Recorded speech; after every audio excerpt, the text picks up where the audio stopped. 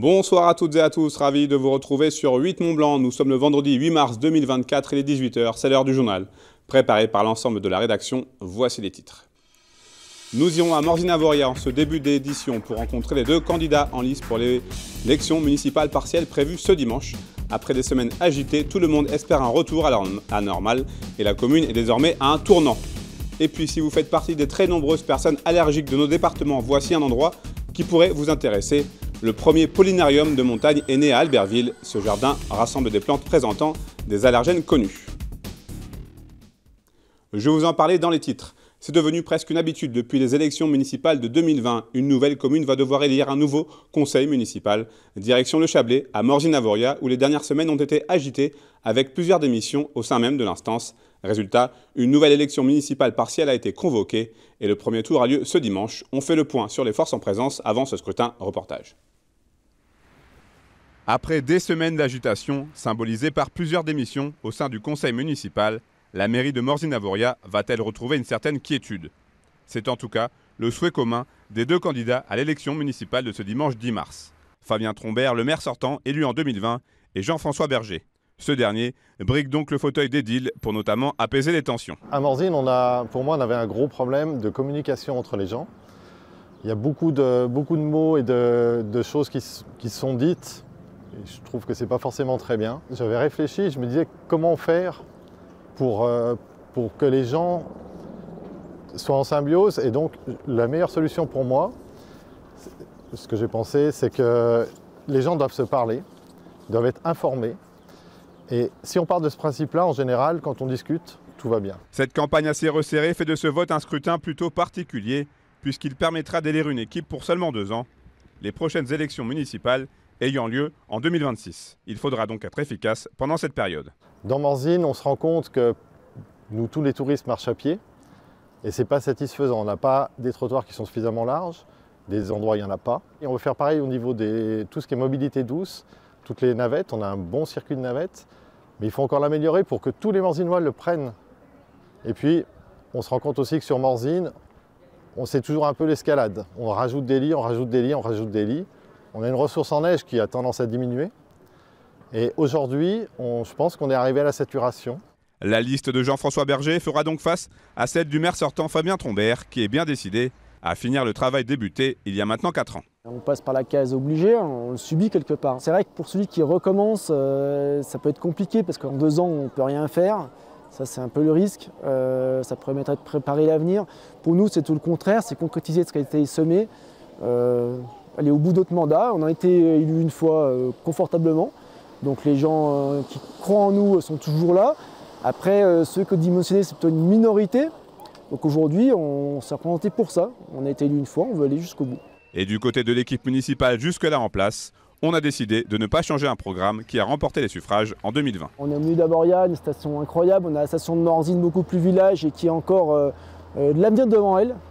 Les habitants qui sont motivés, du cru, et le but c'est qu'il y ait un maximum de nouveaux habitants qui puissent s'installer, qui puissent rester là, qu'on fasse travailler tout le monde dans un environnement qui reste naturel et qu'on le respecte également. Il faut qu'on soit là pour préserver notre environnement et continuer à maintenir notre autonomie et notre moteur un petit peu de la région qui passe par Morzine.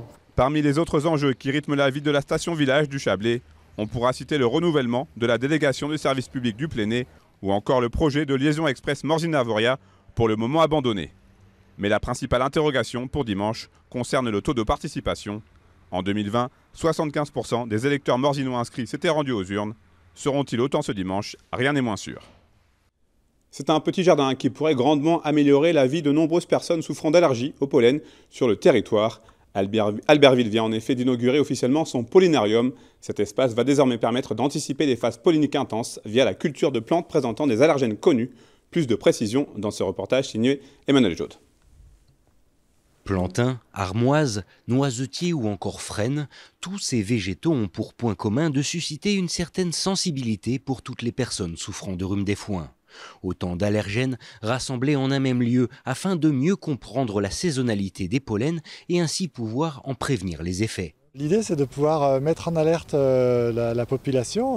On parle beaucoup de la qualité de l'air aujourd'hui, alors on parle beaucoup de la pollution et on parle peut-être pas suffisamment des pollens qui sont une des causes des formes asthmatiques graves chez les personnes. Le docteur tout à l'heure nous disait qu'il y avait 25% des gens qui étaient sujettes à difficultés respiratoires liées au pollen. Donc voilà un outil qui permet de déceler beaucoup plus précocement l'arrivée des pollens et du coup les symptômes chez les malades et de pouvoir les traiter préventivement, ce qui est très important dans ce genre de maladie respiratoire. Créé en 2003 à Nantes, le tout premier pollinarium a depuis été rejoint par de nombreuses structures similaires, devenant au fil des années un véritable maillage national. Une expérimentation dont le succès convainc chaque année de nouvelles communes à franchir le pas. Le 17e Albertville, qui est à la fois le pollinarium le premier de montagne, le plus à l'est, et qui devance Paris, puisque Paris n'arrivera que l'an prochain. Paris est en phase d'essai, puisque un pollinarium nécessite quand même un temps d'essai avant d'être mis en place. C'est un outil qui se veut scientifique, qui repose sur des bases scientifiques et qui nécessite d'être surveillé avant que l'on puisse donner les alertes du pollinarium et donner les alertes à la population des gens allergiques et surtout aux soignants, aux médecins et aux pharmaciens. Et après plus d'une année d'études et de tests, les premières alertes au pollen ont été transmises aux Albertvillois en ce début d'année. Un nouvel outil qui devrait faciliter la vie des personnes allergiques en améliorant la fiabilité et la précision de la densité des pollens dans l'air, des informations qui étaient jusqu'à présent traitées à plus grande échelle. Les capteurs polliniques sont beaucoup plus quantitatifs et sont situés en hauteur, souvent sur le toit de l'hôpital ou sur l'Institut Pasteur par exemple à Paris. Donc il faut que la pollinisation elle ait eu lieu de manière quantitative pour que les capteurs puissent prendre en compte tout ça. Sauf que là, on est au plus près de la plante, donc en fait c'est l'alerte de la première pollinisation. C'est pas quantitatif mais qualitatif. Si des pollinariums fleurissent aujourd'hui aux 4 coins de France, leur rayon d'efficacité est estimé à seulement 45 km. À terme, les différents acteurs de cette initiative, depuis regroupés en associations, espèrent donc continuer d'implanter ces jardins jusqu'à une couverture optimale de tout le territoire français. Après la Ligue des Nations organisée à Annecy en septembre dernier, l'équipe française de football pour amputer se prépare pour le championnat d'Europe. L'Euro 2024 arrive à grands pas puisqu'il se déroulera du 1er au 9 juin prochain à Évian-les-Bains. Il s'agit d'une première en France. 16 pays seront rassemblés pour 8 jours de compétition et au total 48 matchs. Soutenu à hauteur de 50% par le département de la Haute-Savoie, cet événement international est aussi un moyen de montrer l'engagement du territoire en faveur de la pratique pour tous et de donner un coup de projecteur sur une discipline encore méconnue en France. Je vous propose d'écouter quelques réactions recueillies par Chloé Lemeur à l'occasion de la conférence de presse organisée à Annecy ce jeudi. C'est important pour déjà le rayonnement de la Haute-Savoie. Le championnat d'Europe tel qu'il soit en Haute-Savoie, c'est toujours un événement. La Haute-Savoie est une terre de jeu, comme le dit bien notre président Martial Sadier, mais comme l'ensemble de la population pense, et une manifestation européenne est toujours la bienvenue. Et c'est surtout aussi montrer que le département, dans ses démarches, va vers le handicap, promeut le handicap, promeut le sport handicap. Et je crois qu'avec le ski et tous les autres paraolympiques, on fait beaucoup d'efforts. L'enjeu, c'est de gagner. Mais après, on sait que c'est un peu irréaliste de dire ça parce qu'en face, on a les équipes professionnelles. Donc, c'est compliqué de régater contre elles. Mais le but, c'est de marquer un état d'esprit et puis d'avancer un maximum dans cette compétition pour faire parler de nous. Et je pense surtout en période dans cette année de Jeux olympiques, paralympiques et juste avant l'Euro de football avec les joueurs valides, on a un coup à jouer pour communiquer davantage et puis faire prendre encore plus la mayonnaise pour une discipline qui est encore trop dans l'ombre en France, mais qui mérite d'être connue et puis qui permet à des gens de retrouver un vrai bonheur. Une information pratique à vous donner si vous aimez le trail, sachez que nous aurons l'honneur de vous proposer la diffusion en direct du Trail du Ventoux et ses 46 km ce dimanche. Rendez-vous à partir de 7 h sur notre antenne et sur notre page Facebook pour vivre donc cet événement en live. Nous sommes vendredi, veille de week-end, il est donc pour moi l'heure d'accueillir Fanny Savard pour ses chroniques sorties. Bonsoir Fanny. Bonsoir. Alors, en cette journée internationale des droits des femmes, on commence d'ailleurs avec une idée sortie dédiée. Oui, à Chambéry, c'est la quinzaine de l'égalité, un événement qui vise à lutter contre tout type de discrimination avec des animations. Vous pouvez par exemple assister à un spectacle ce vendredi soir à 19h à la salle Jean Renoir. Dédié à la thématique du genre et destiné aux enfants, il s'intitule « Une cosmonaute est un souci dans notre galaxie » et il aborde la question de la mixité des métiers. Ce samedi, vous pourrez également découvrir le village de l'égalité installé toute la journée place de l'Hôtel de Ville. 15 stands sont mis en place pour mettre en lumière les discriminations liées au genre, au handicap, à l'âge ou encore à l'origine, avec des activités et des jeux pour tous. S'en suivra ensuite un concert caritatif organisé par LGBT+ Savoie à partir de 20h30 au bar Hangover. On vous conseille d'aller voir le programme complet des événements prévus. Dans le cadre de la quinzaine de l'égalité, il y a beaucoup de choix.